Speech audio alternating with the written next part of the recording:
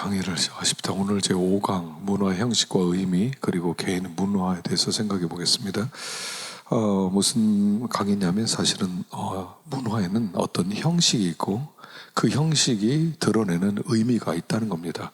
그리고 개인도 그 개인의 다양한 어떤 개성이라든가 공통점도 있지만 차이점이 있다는 거예요. 그래서 개인의 문화에 대해서도 함께 다루도록 하겠습니다. 자, 그 로마서 14장 14절에 보면 내가 주 예수 안에서 알고 확신하노니 무엇이든지 스스로 속된 것이 없으되 다만 속되게 여기는 그 사람에게는 속되니라, 이런 말씀이죠. 자, 음식을 먹는 행위. 자, 음식을 먹는 행위는 누구나 행하는 것이죠. 그래서 그것은 문화의 형식에 속하는 겁니다. 먹는 것, 입는 것, 사는 것, 형식이죠. 그러나 그 어떤 특정한 음식을 먹게 되었을 때 모든 사람들에게 똑같은 의미를 부여하는 것은 아니라는 거예요. 예를 들어서 미국 사람들은 개나 고양이 또 말 이런 고기를 먹는 것을 아주 혐오스럽거나 거북스럽게 여기지 않습니다. 거북스럽게 여깁니다. 그런데 소고기와 돼지고기는 전혀 그렇게 생각하지 않습니다. 그럼 반대로 이슬람권이나 힌두교인들은 돼지고기나 소고기에 대해서 매우 심각한 의미를 부여하죠. 그 우상 제물에 관한 문제도 마찬가지라는 거죠. 그래서 우상 제물의 문제도 문화의 형식은 외부적인 거에서 관찰할 수 있습니다. 그러나 의미는 아주 개인적인 것이기 때문에 개인이 문화적 형식을 어떻게 해석하는 자에 대한 근거를 다르게 가질 수 있다는 겁니다. 어떤 문화에선 사람들이 접하게 되는 문화적 행위들을 해석하며 지속적인 의미를 부여하고 살아가고 있다는 거예요. 그러니까 사람들은 어떤 문화의 형식의 의미를 계속 부여하면서 살아가고 있는 거죠. 이거 이해가 될지 모르겠어요. 주초 문제, 술, 담배, 외국에서는 술, 담배, 메이취엔, 헬라어 웨스트민스터 학교를 썼던 메이취엔은 골초라고 그랬죠. 엄청난 골초였습니다. 제가 공부했던 켈빈도요. 켈빈 세미나리 안에 흡연실이 따로 있었어요. 그 학생들이 언제든지 거기에 들어가서 흡연을 했습니다. 한국 사람들 바꿔놨죠.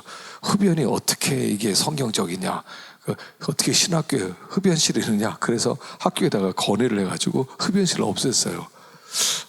그들의 문화에는 술, 담배 별게 아니에요. 근데 우리 문화에서는 술, 담배 이런 기독교인이 아니죠. 그래서 똑같은 행위지만 어떤 데에서는 의미가 달라요. 독일 같은 데는 제가 이제 독일에 한번 가서 그때 집회를 한번 했는데 집회 전에 거기는 목사님이 대뜸 맥주 마시러 가겠느냐고 그러는 거예요. 그래서 아니 목사가 무슨 맥주냐, 맥주를 와서 어떻게 또 설교하냐. 그러니까 그렇게 하는 사람이 많은데 프랑스에는 목사님이 완전히 포도주를 많이 마셔, 와인을 많이 마셔서 곤드레 만들어서 강단에 올라가서 설교하는 경우도 있다. 그런 얘기를 하면서 독일에서는 맥주가 문화다. 워낙 석회질이 많은 그런 사회이기 때문에 맥주를 먹어서 그 석회질을 무슨 중화를 시켜야 된다든가 그런 얘기를 하더라고요. 지금은 어떨지 모르겠어요. 한 20년 전 얘기입니다. 우리 문화에서도 술, 담배 한다 그러면 저 나이롱 신자 그러죠. 주초 자체가 어떤 의의를 세우거나 죄를 짓는 것은 아니에요. 그러나 우리 문화에서는 술, 담배 하는 것은 크리스찬은 안 한다 하는 이런 의미를 가지고 있는 거죠. 그래서 문화에는 형식과 의미가 있다는 것입니다. 자, 첫 번째 형식과 의미 정의를 한번 내려보도록 하십시다. 형식이란 어떤 문화적 요소로 물질적인 것인데, 물론 거기에 의식도 포함될 수 있는데 이것은 관찰할 수 있는 문화의 일부라는 거예요. 그러니까 문화라고 그 형식이라고 할 때 어떻게 물질적인 것, 어떤 의식적인 것, 우리가 관찰할 수 있는 어떤 문화 일부라는 거죠. 예를 들어서 문화적 개체를 할 수 있는 것은 자동차, 기계, 건물 또는 도구들, 그리고 모든 관습 또는 구조, 그리고 경향이라고 할 수 있는 가족 구조, 그 다음에 교육 과정, 결혼 풍습, 모든 유형의 예습 등과 같은 비물질적인 것이 문화의 형식. 물질적인 것과 비물질적인 것을 문화의 형식이라고 하는 겁니다. 뭐 어떤 행동, 언어, 옷, 헤어스타일, 음식, 가구, 식사뿐 아니라 우리가 드리는 예배도 문화 형식에 속한다 하는 것입니다. 문화 형식은 아주 복잡하죠. 그래서 어떤 예식도 있고 어떤 물질적인 것도 있고 어떤 물질적이 않은 그런 모든 것들이 문화 형식이기 때문에 문화는 아주 복잡하다 하는 것이죠. 뭐 예를 들어서 이제 결혼식이라고 하는 것의 형식은 두 남녀를 결합시키는 거죠. 그래서 어떤 문화에는 기능이 있어요. 어떤 성적 관계와 아이를 낳고 살도록 만들어주는 것이죠. 어떤 사람들에게 결혼은 부모로부터 벗어나는 것이라고 하기도 하고요. 어떤 문화에서는 결혼은 하나의 성인식과 같은 거죠. 결혼은 하나의 어떤 형식인데 문화에 따라 기능이 다르다는 거예요. 그래서 하나의 형식은 각기 다른 기능들을 가질 수가 있다는 겁니다. 또 의미란 뭐냐면 형식과 연관하여 마음에 불러일으켜지는 인상, 뭐 이렇게 표현해도 되겠어요. 어떤 의미라고 하는 것은 형식과 연관해서 어떤 마음에 불러일으켜지는 그런 어떤 인상인데, 예를 들어 개라고 하는 것은 하나의 형식이죠. 그런데 똑같은 개인데 어떤 사람에게는 이 개가 너무 사랑스러워요. 개 하면 옛날에 내가 가지고 있었던 이상 너무 꼬리도 흔들고 나를 사랑하고 너무 나에게 충성하는, 어떤 사람은 개에게 물린 것을 생각해 그럼 무서워지는 거예요. 그래서 그 의미죠. 어떤 사람에게는 똑같은 형식이지만 무섭고 어떤 사람에게는 좋다 하는 거죠. 그래서 문화의 형식이라는 것은 눈으로 볼 수 있고 어떤 표현과 관계를 가지고 있다는 것이죠. 그래서 사람들마다 어떤 문화에 대하여 다른 그런 의미를 가지고 있다는 거예요. 예를 들어서 자동차, 그럴 때 나에게 자동차 그러면 그 자동차가 순수한 그냥 교통수단 이렇게 생각할 수 있고요. 아니면 내가 뭐 예를 들어서 나를 과시하고 싶은 그런 그 의미를 둘 수 있는 거고요. 또는 자동차를 생각할 때 이게 주차할 곳이 있느냐 없느냐로 자동차를 생각할 수 있고요. 이게 비싸냐 안 비싸냐로 의미를 둘 수가 있다 하는 겁니다. 그래서 어떤 형식이 각 문화에서 다른 의미를 가질 수가 있다는 거죠. 뭐 일본에서는요, 세례식을 할 때, 침례식을 할 때 강과 호수에서 침례식을 하면 아주 굉장히 이상한 예식이라고 생각한다는 거예요. 그러니까 그들은 침례교에서는 어떻게 침례 예식을 할 때 절대로 호수에서는 하지 않는다 하는 거죠. 그러니까 똑같은 형식이지만 각 문화에 따라 의미가 다를 수 있다 하는 것을 얘기하고요. 자, 그러면 형식과 의미에 중요한 원칙들이 있어요. 이것은 타문화권에서 사역하는 사람들이 반드시 이해할 필요가 있는 하나 7가지 원리라고 볼 수 있죠. 그래서 한 7가지 이 원리가 있는데, 첫째, 의미의 전달은 사람이 사람에게 전달하는 것으로서 문화 형식에 의해서만 가능하다는 거예요. 또 의사소통은 반드시 문화적 형식을 갖춰야 된다는 거죠. 기독교적 의미를 전달하려면 문화적 형식을 사용해야 되는데 올바른 형식을 사용해야 된다는 거예요. 그러니까 어떤 의미가 내가 저 사람에게 어떤 것을 전달해야 되겠다 그럴 때 반드시 그 살고 있는 사람의 문화의 형식을 통해서만 의사를 전달할 수 있고 어떤 의미를 전달할 수 있다는 거예요. 그래서 내가 어떤 기독교적 의미를 전달하려면 기독교적 형식을 사용해야 된다 하는 겁니다. 올바른 형식. 그러니까 형식이 달라지면 그들에게는 의미가 다르게 올 수 있다는 거죠.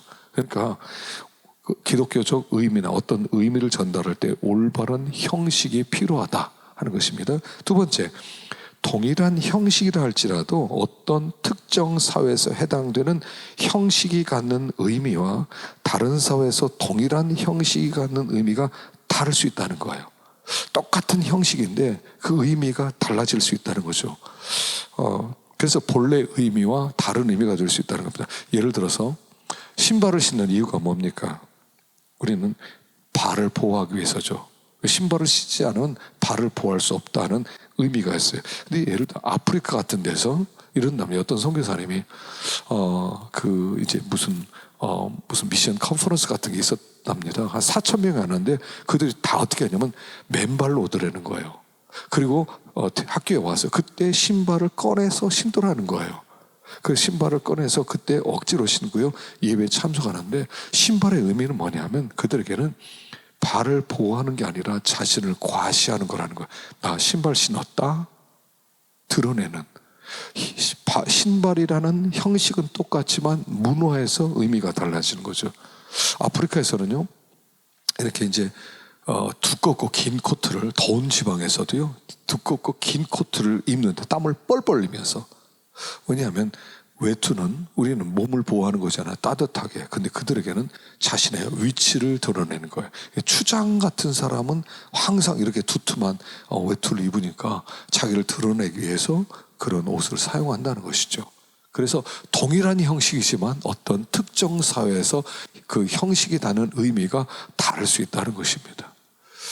자, 세 번째, 특정 사회에서 빌려온 형식을 다른 사회에서 받아들일 과정에서 최소한 몇 가지 면에서 다른 새로운 의미를 갖게 된다는 겁니다. 유사하게 보여지지만 같은 형식이지만 문화에 따라서는 다른 의미가 된다는 거예요. 예를 들어서 한국에서는 남자들끼리 손을 잡고 갈 수 있어요. 뭐 우정의 표시죠. 어깨 동무도 하고 갈 수 있어요. 근데 미국에서는 게이라는 것을 암시하는 겁니다. 절대로 남자끼리는 손을 잡지 않아요. 남자끼리는 어깨 동무를 하지 않아요. 그래서 우리가 미국에서 손잡고 친구들하고 어깨 동무하면 쟤네 게이구나 이렇게 생각한다는 것이죠.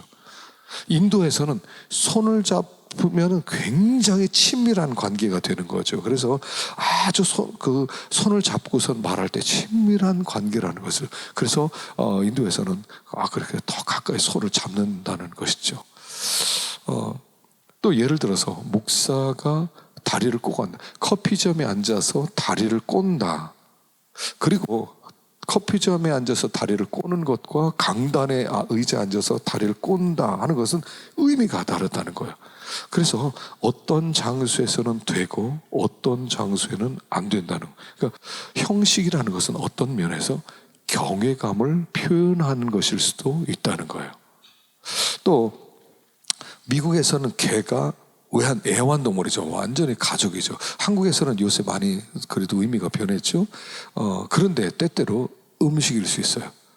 저는 항상 이렇게 생각하는데 개는 그 비상 양식입니다. 전쟁이 일어나면 개라도 잡아먹어야 되잖아요. 옛날에 먹을 거 없었을 때. 그래서 개는 클수록 좋은 거죠. 이렇게 생각하는 그런 사람도 있을 수 있다는 거죠. 동남아시아에서는요, 제가 태국에 갔을 때 개 그러면 전혀 신경을 안 써요. 그래서 개가 병에 걸리든, 그래서 병에 걸린 개들이 많아요. 털 다 뽑고 그냥 저기 바닥에 질비하게 누워있고 아무도 관심을 두지 않아요. 개를 돌보지도 않고, 그렇다고 뭐 먹는 것도 아니지만 관심 없는 그런 문화도 있다는 거예요. 또 어떤 이제 남태평양에 있는 어떤 섬에서는요, 허리 위에, 남자 여자 할 것 없이 허리 위에는 아무것도 걸치지 않습니다. 그런데 반드시 치마는 입어요. 그 예의 범절이라는 거예요. 그래서 관광객들이 반바지 입고 그리고 오면 그러면 그 사람들을 받질 않아요. 감히 허벅지를 드러내. 그래서 거기는 불경한 거죠. 태국에서 그 어떤 문화 관광지에 뭐 이렇게 그 무슨 사원에 이런 게 들어가려면 반드시 치마를, 밑에 긴 치마를 입든지 긴 바지를 입어야 돼요. 그렇지 않으면 못 들어가게 하죠. 그게 하나의 이제 문화라는 거죠. 그래서 어떤 문화에는 예의가 있는 것인데 다른 문화에 가면 예의 없는 것이 될 수도 있죠. 성경에서 말하는 예의 있는 것이 문화적으로 다양한 상황에서 또한 해석될 수 있는 분들이 있다는 것도 알아야 된다는 거죠. 자, 네 번째, 본질적으로 동일한 의미가 다른 두 문화 속에 소개되어질 때 상당히 다른 형식들을 통해 표현될 수가 있다는 거예요. 그러니까 잘못된 형식을 사용하면 의미가 잘못될 수 있다는 것입니다. 자, 고린도전서 11장 5절 한번 보십시다. 여자로서 머리에 쓴 것을 벗고 기도나 예언을 하는 자는 그 머리를 욕되게 하는 것이니 이는 머리를 민 것과 다름이 없습니다. 만일 여자가 머리를 가리지 않으면 깎을 것이요 깎거나 미는 것이 여자에게 부끄러움이 되거든 가릴지어다. 자, 우리는 지금 이 성경에 있는 대로 여자가 예배당에 들을 때 머리를 가립니까? 반드시 가리든지 긴 머리를 해야 돼. 그럼 부끄러운 것이다. 지금 그럽니까? 왜 그렇게 하나요? 이게 그 당시 문화적 상황이었다는 거예요. 그래서 이게 그리스도인 우리에게는 이런 의미가 있어요. 하나님께서는 그리스도인들이 적절하게 행동하지 않는 것 때문에 비난받기를 원치 않는다는 거예요. 그러니까 그 당시의 사회적 문화 속에 여자는 반드시 뭔가 머리를 쓰고 다녔어요. 근데 교회 예수 믿으니까 자유로우니까 우리는 그렇게 안 해도 된다. 그렇게 안 하면은 자유가 있는 것 같지만 그 당시 사람들에게는 저것들 모여서 여자가 머리도 안 써 하고 비난을 받는단 말이죠. 그래서 그렇게 되지 않도록 하기 위해서 머리를 써라 했단 말입니다. 그래서 그 당시 그리스 형식에서는 여자는 반드시 머리를 가려야 되고요. 말하면 공동 모임에서 여자는 말하지 않는 문화가 있었단 말입니다. 그래서 서구 형식에서는 이걸 어떻게 받아들입니까? 머리에 쓰는 것은 관계가 없지만 머리를 잘 손질해라. 머리를 덮었을 필요는 없지만 옷을 단정하게 입어라 하는 이렇게 그들이 의미로 받아들이고요. 또 교회에서 여자가 말하는 것을 금지하면 미국에서는 비난을 받습니다. 여자에게 말을 못하게 왜 말을 못하게 평등인데. 그래서 그들에게는 그렇게 문화로 받아들였다는 것입니다. 한국에서는 어떻습니까? 머리에 뒤집어 쓸 필요는 없습니다. 그러나 복장은 단정하게 해라. 소대나시 입지 마라. 기본적인 우리 문화에 맞도록 이것을 소화시킨 거죠. 그러면 여자들은 그럼 교회에서 말하지 말아야 된다. 이제 요새는 많이 자유로워졌죠. 여자 장로님도 세워지고 또 여자들 목사님도 이렇게 들어오고 그랬는데 문화적으로 이제 서서히 이게 관용되어 가는 과정이 있다 하는 것입니다. 그러면 과연 여자 목사 안수는 어떻게 봐야 되는 거냐? 이게 이제 여러 가지 다양한 그런 의견들이 있죠. 뭐 지금 그것에 대한 주제가 아니니까 그 부분들은 신학적 필요가 있으니까 여러분들이 더 연구를 하시길 바랍니다. 자, 다섯 번째 봅시다. 같은 형식을 취한다 하더라도 의미가 달라질 수 있다는 거예요.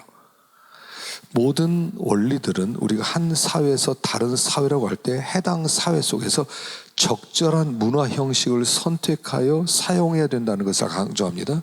그렇지 않고 우리가 속한 사회에서 사용하던 문화 형식을 그대로 차용하게 되면 우리가 전하고자 했던 의미와 다른 의미를 전달하게 되는 것이죠.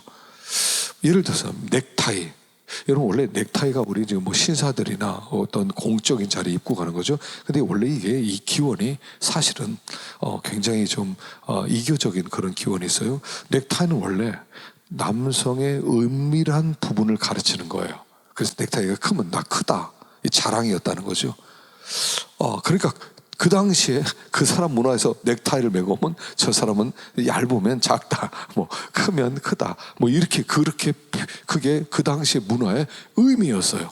근데 우리 문화에서는 어떻습니까? 넥타이가 그런 의미가 아니죠. 넥타이를 하면 굉장히 공식적이고 깔끔하다 그런 인상이고요. 그렇지만 넥타이를 안 하면 오히려 건방지다, 저 사람 예의가 없다 이렇게 볼 수 있는 거죠. 우리 크리스마스 그럴 때는 크리스마스도요 여러 가지 표현하는 게 있죠. 여러분 산타크로스 그러면은 원래 이게 기독교 기본은 아니죠. 크리스마스 추리 뭐 이렇게 장식 그럼 이건 시작 볼 때 우리 이게 기독교의 의미입니까? 그런데 그 기독교 어떤 세속적인 문화의 저런 그런 의미가 있는데 그게 다른 문화권에서는 재색되는 거죠. 크리스마스 추리에 거기다가 뭐 기쁨, 사랑, 소망 이렇게 달아놓으면 참 보기 좋다. 참 크리스마스 추리를 해도 좋겠구나. 그래서 의미가 재해석될 수 있다는 것이에요. 그래서 우리가 그 문화를 표현할 때 다른 문화를 받아들일 때 그렇게 생각하라는 거죠. 이 모든 것들이 이렇게 다른 데서 들어올 때 이거는 이 교회의 기원을 갖고 있습니다. 절대로 안 됩니다. 그러면 문화를 이해를 못하는 거예요. 문화가 들어올 때 재해석할 수밖에 없고요.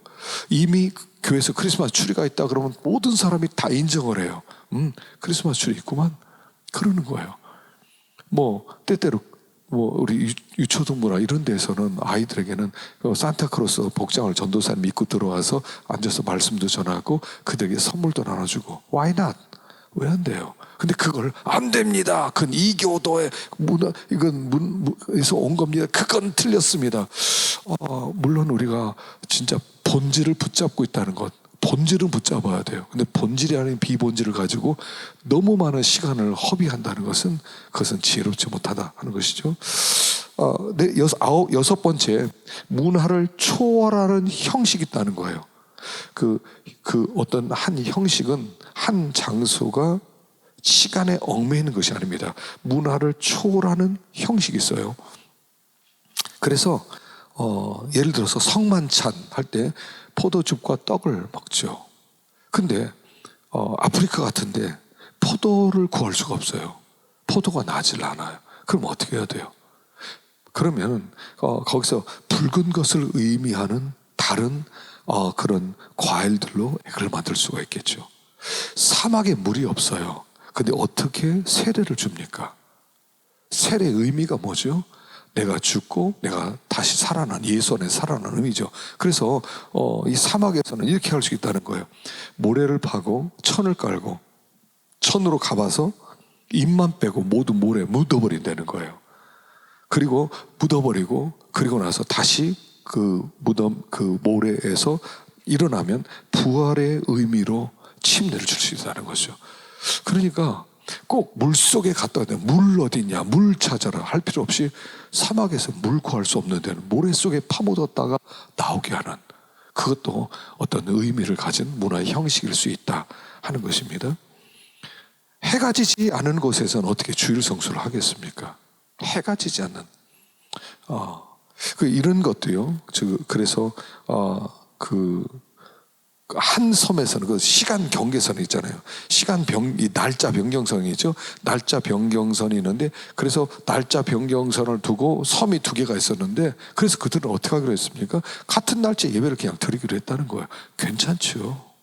꼭 따져서 우리는 주일, 너는 토요일, 그러니까 우리는 오늘 예배, 넌 내일 예배들, 그럴 필요가 없는 것이죠. 그래서 어떤 중요한 것은 문화의 형식보다 의미가 더 중요하다는 것입니다. 그래서 모든 문화는 기독교적 의미를 실현하려는 어떤 도구에 불과하다 하는 것입니다. 자, 7번째, 형식과 의미 중에 형식보다 의미가 더 중요하다는 것이죠. 이제 그게 결론이죠. 그래서 문화를 초월하는 경우를 제외하고는 다 그렇습니다. 기독교에는 의미가 중요해요. 근데 이제 우리가 나이를 먹으면 노인들은 어떤 의미보다 어떤 형식을 더 강조할 수가 있어요. 노인들은 젊은이들과 초신자들을 위해서 많이 포기할 수 있어야 돼요. 왜냐하면 이 젊은이들은 그 젊은이의 문화 속에 기독교의 의미를 드러내고 싶어요. 그러니까 언제 우리가 목회하면서 은퇴를 해드냐, 그 젊은이의 문화를 이해하지 못할 때 내가 가진 것을 계속 주장하고 고집하게 될 때, 그럼 빨리 은퇴할 때가 된 거죠.